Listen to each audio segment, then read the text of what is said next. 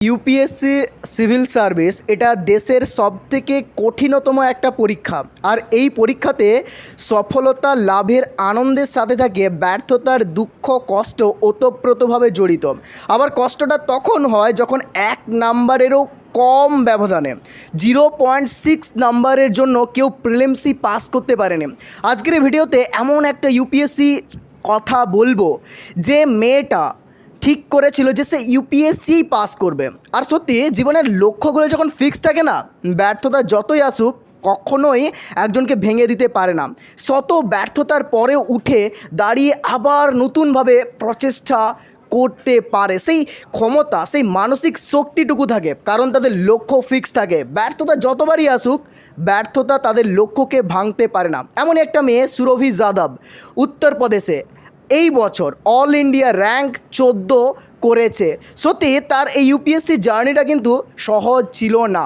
First attempt, এবং এই অ্যাটেম্পটে তিনি ইউপিএসসির প্রাথমিক পর্যায়ে অর্থাৎ প্রিলিমসই পাস করতে পারেনি। দ্বিতীয়বার আবার দ্বিতীয় অ্যাটেম্প, এই অ্যাটেম্পে প্রিলিমস মেন্স দুটোই পাস করে গেছে, ফাইনাল ইন্টারভিউতেও গেছে এবং চূড়ান্ত মেধা তালিকা থেকে 10 নাম্বারের জন্য কেটে যায়। তৃতীয়বার আবার তিনি পরীক্ষায় বসেন, কিন্তু এইবার তাকে সবথেকে বেশি যন্ত্রণা দিয়েছে, সবথেকে বেশি কষ্ট দিয়েছে, কারণ তৃতীয় অ্যাটেম্পটে তিনি 0.6 নাম্বারের জন্য প্রিলিমসই পাস করতে পারেনি। চতুর্থ অ্যাটেম্পট, এই অ্যাটেম্পটে তিনি ঠিক করেন যে তাকে ইউপিএসসি পাস করতেই হবে।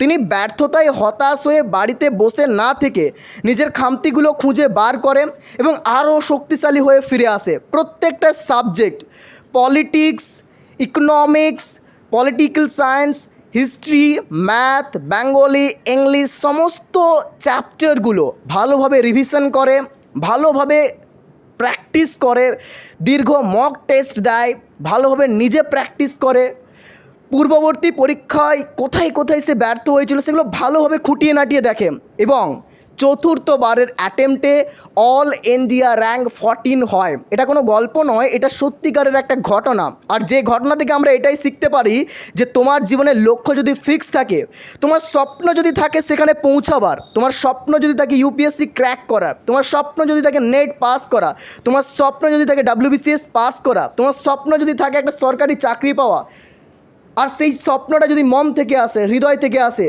ব্যর্থতা হাজারবারই আসুক তুমি কিন্তু থেমে থাকবে না। তুমি ব্যর্থতা পাওয়ার পর আবার চেষ্টা করবে। সত্যি তারাই জীবনে সফলতা অর্জন করতে পারে যারা এভাবে আবার শুরু করতে জানে, পড়ে গিয়েও আবার উঠতে পারে। জয় তো তারাই হয়। জীবনে একটা জিনিস মনে রাখবে, তুমি যখন বড় কোনো জায়গায় পৌঁছতে চাইবে তখন সৃষ্টিকর্তা আপনাকে সেই জায়গার যোগ্য করে নেবে, আর যোগ্য করে নেওয়ার পরেই আপনাকে সেই জিনিসটা দেবে।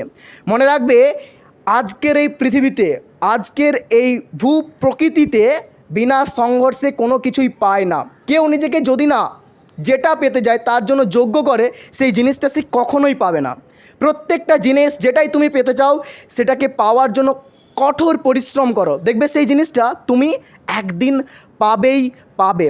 এবং অলস কখনোই হবে না। অলস ব্যক্তিরা জীবনের স্বপ্ন তো হাজার দেখে, কিন্তু সেই স্বপ্নকে তারা পূরণ করতে পারে না আর তারপর হতাশ হয়ে যায়। অলস ব্যক্তিরাই হতাশ হয়, পরিশ্রমী ব্যক্তিরা কখনো হতাশ হয় না। তারা আবার উঠে দাঁড়ায়, আবার পরিশ্রম করে, কারণ তাদের পরিশ্রমের পর বিশ্বাস থাকে।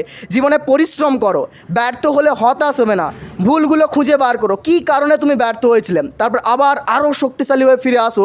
জয় তোমার হবেই। জয় হিন্দ, বন্দে মাতরম।